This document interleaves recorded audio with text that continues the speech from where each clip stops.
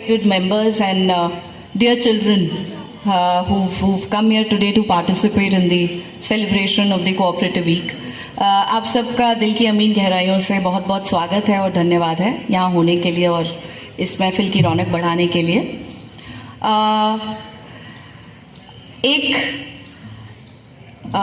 I think 1.5 years almost अब होने जा रहा है मुझे, और मुझे अभी भी याद है शुरुआत में जब मैंने डिपार्टमेंट ज्वाइन किया तो काफ़ी सिंपैथेटिक वर्ड्स मिले मुझे लोगों से कि मैडम कोई बात नहीं, कोऑपरेटिव है, जल्द अच्छा डिपार्टमेंट मिल जाएगा, एट्सेट्रा एट्सेट्रा।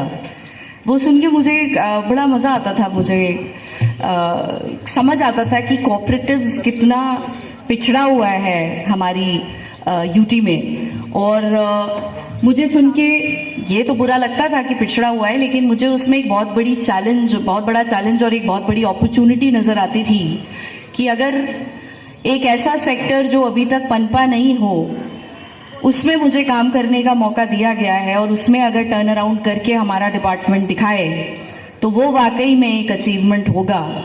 और अपनी 1.5 साल की इस जर्नी के बाद आज मुझे बहुत कंटेंटमेंट है कि लास्ट ईयर भी मैं जब उधमपुर में निष्ठा ने प्रोग्राम किया था और डिपार्टमेंट के प्रोग्राम में मैं टिकरी स्कूल में आई थी, और आज जो मैं यहाँ पे आई हूँ तब से और अब तक जो बार रेज किया गया है और जो चेंज है वो हम सबको विजिबली दिखाई दे रहा है।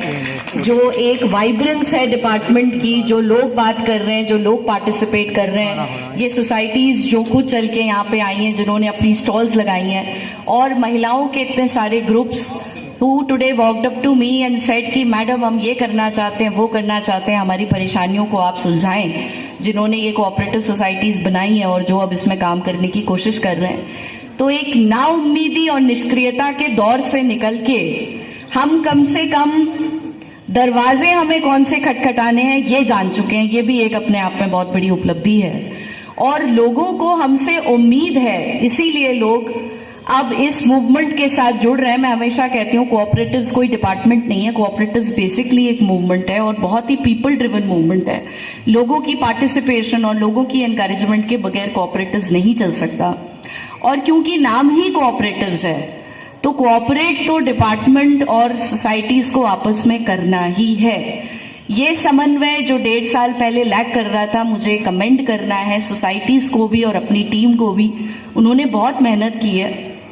मेरी जो कोर टीम है, चाहे वो यूटी लेवल पे हो, चाहे स्टेट लेवल पे हो, और वो डिस्ट्रिक्ट लेवल पे हो, और हर जगह जब अभी मैं जाती हूँ तो वो यंगस्टर्स, छोटे छोटे असिस्टेंट रजिस्ट्रार्स इधर उधर मुझे नज़र आते हैं। मुझे बड़ा अच्छा लगता है। It makes me feel very young, I am an old person now, but then when I get surrounded by so much of young blood in the department, जिनको इतना एंथुजियाज्म है, हर जगह दे आर देयर, हर चीज़ में participate कर रहे हैं, हर चीज़ में contribute कर रहे हैं, बिल्कुल वेल ड्रेस्ड होके अपने डिपार्टमेंट और अपनी जॉब का डेकोरम मेंटेन करते हुए पार्टिसिपेट करते हैं। देख करके बहुत अच्छा लगता है that they have so much enthusiasm towards this department. And एक बहुत बड़ी एडिशन है असिस्टेंट रजिस्ट्रार्स की, और मुझे यकीन है कि ये जो हमारी एक फौज खड़ी हुई है ये और भी ज़्यादा हमारे डिपार्टमेंट को वाइब्रेंट बनाएगी। यहाँ पे कुछ लोगों ने स्पीच करी और उन्होंने बोला कि जो सहकारी समितियों के मेंबर्स को ट्रेन करने का काम जो डिपार्टमेंट बखूबी निभा रहा है और लोगों को एजुकेट करने का काम बखूबी निभा रहा है, ये बहुत इंपॉर्टेंट बात है, क्योंकि मुझे लगता है कि awareness generation is the most important factor. हम लोगों ने सिर्फ सहकारी समितियाँ बनानी नहीं है। मैं हमेशा अपने कलीग्स को ये बताने की कोशिश करती हूँ कि लोगों को इसका मीनिंग समझाना ज़रूरी है, लोगों को इसका फ़ायदा समझाना ज़रूरी है। जब आप उन्हें ये समझाएंगे कि सब समिति बना कर के या कोऑपरेटिव डिपार्टमेंट के साथ जुड़ के उनको क्या फ़ायदा मिलेगा, तभी लोग आपके साथ जुड़ेंगे और तभी लोग आगे आएंगे और तब लोग रियल एफर्ट भी लगाएंगे जो लग रहा है, जो हो रहा है। तो बहुत ज़्यादा समय मैं नहीं लूँगी। मैं सिर्फ एक विजन के साथ आगे चली हूँ शुरू से लेकर अभी तक कि जो काम आज तक कोऑपरेटिव्स में नहीं हुआ उन कामों को हमें आगे बढ़ाना है, सरंजाम तक ले जाना है, और जिन कुछ छोटी मोटी शुरुआतों को हमने अभी पनपाया है इस डिपार्टमेंट में उनको एक स्केल अप करने की ज़रूरत है। अपनी सारी जो यंगस्टर्स की ब्रिगेड है ये बड़े क्रिएटिव हैं सारे, और ये अभी अभी पढ़ लिख के निकले हैं, इनका एंथुजियाज्म देखने लायक है। उनको मैं यही बोलना चाहती हूँ कि समितियों के साथ मिलके उनके प्रोडक्ट्स की मार्केटिंग पे काम करो। Market is everything. ऐसे नॉर्मल प्रोडक्ट्स को मैंने बिकते देखा है, because the way they are sold, जिस तरीके से उनकी एडवर्टाइजिंग होती है, जिस तरीके से उनका मार्केट प्रमोशन होता है, जिस तरीके से उनकी पैकेजिंग होती है, जब कोई चीज नजर आएगी तभी कोई खरीदेगा ना। अगर हमारी समितियां हैं वो सिर्फ एग्जीबिशंस के जरिए अपनी सेल कर पाएंगी या कुछ आर्ट्स में अपनी सेल कर पाएंगी, उससे एक लिमिटेड मार्केट क्रिएट होगा। हमें मार्केट्स के फ्लडगेट इनके लिए ओपन करने हैं। और एडवर्टाइजिंग का एक सिंपल सा रूल है, सबसे बेसिक रूल है एडवर्टाइजिंग का, जो दिखता है वो बिकता है। विजिबिलिटी बढ़ाने की ज़रूरत है, पैकेजिंग खूबसूरत करने की ज़रूरत है। आप किसी सेमिनार में आप ऐसे ही पहुंच जाइए बिना किसी प्रिपरेशन के, बिना बाल बनाए हुए, बिना अच्छा टाई कोट पहने हुए या अच्छा सा सूट पहने हुए, आपको सीरियसली कोई तभी सुनेगा जब आप बिल्कुल पंडित जवाहरलाल नेहरू की तरह बात करते हैं या प्रधानमंत्री नरेंद्र मोदी जी की तरह बात करते हैं, वरना शायद कोई ध्यान भी नहीं देगा। वहीं अगर आप वेल ड्रेस्ड हैं और आप अपनी स्पीच में प्रिपेयर्ड हैं और आप इंसाइटफुल कंटेंट दे सकते हैं, तो लोग आपको सुनेंगे भी, समझेंगे भी और कोशिश करेंगे कि आपने जो बातें उनके साथ साझा की हैं उनको वो किस तरीके से अपनी ज़िंदगी में एम्बाइब कर सकते हैं। So the focus of the department should be कि आप समितियां बनाने के लिए लोगों को एनकरेज करें और जिस प्रोडक्ट में आप पोटेंशियल देखें उसको फॉलो करो, उस पर फोकस करो और उसकी मार्केटिंग स्ट्रैटेजी बना लो। अगर आपने मार्केट्स प्रोवाइड इनको कर दिए, रेस बहुत लंबी है, बहुत लंबी जर्नी है, अभी तो हमें प्रोडक्शन के लेवल पे भी बहुत इंप्रूवमेंट्स लाने की ज़रूरत है। मुझे बहुत खुशी हो रही थी, यहाँ पे महिलाओं का एक समूह आया हुआ है, हमारी सोसाइटी आई हुई है, जो बैग्स, जूट बैग्स बनाने का काम उन्होंने शुरू किया। उन्होंने हमारे सामने डिमांड रखी है कि हमें मशीनों की दिक्कत आ रही है और हमें कुछ और चीज़ों की ज़रूरत है। हम आपको आश्वासन दिलाना चाहते हैं कि डिपार्टमेंट की तरफ से भरपूर मदद आपको दी जाएगी और आपकी ये जो परेशानियां हैं इनको हम रिजॉल्व भी करेंगे।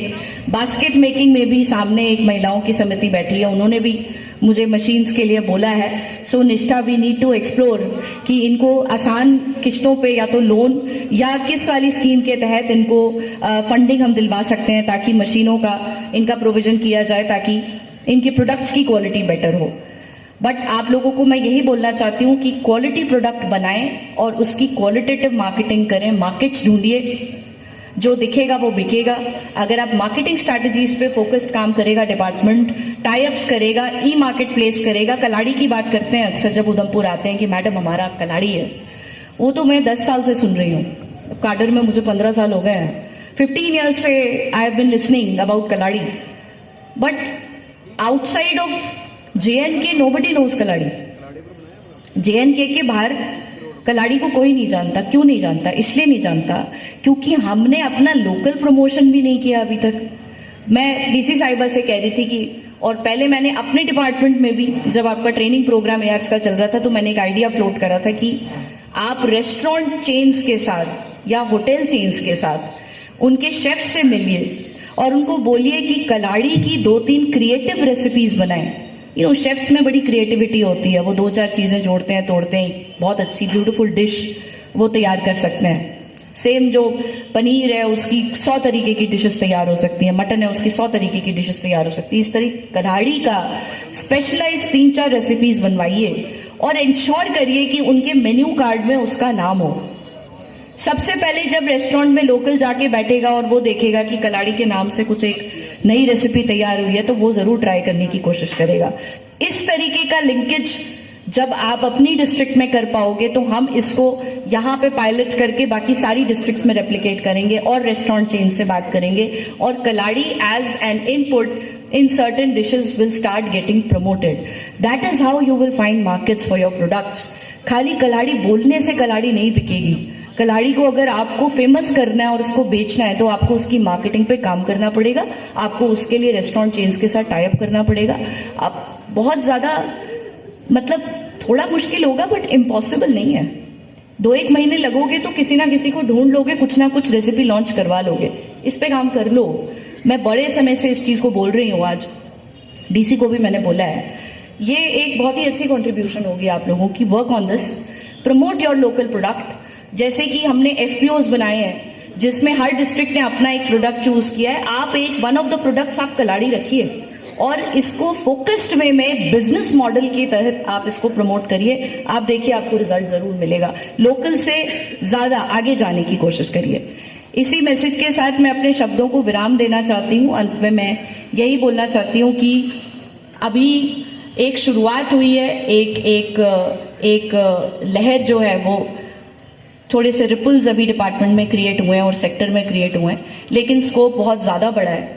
और जिन भी स्टेट्स ने सहकारिता के क्षेत्र में अच्छा काम किया है वहाँ पे फार्मर्स और जो रूरल पॉपुलेशन है उनके इनकम लेवल में ज़बरदस्त इजाफा किया है इस सेक्टर में।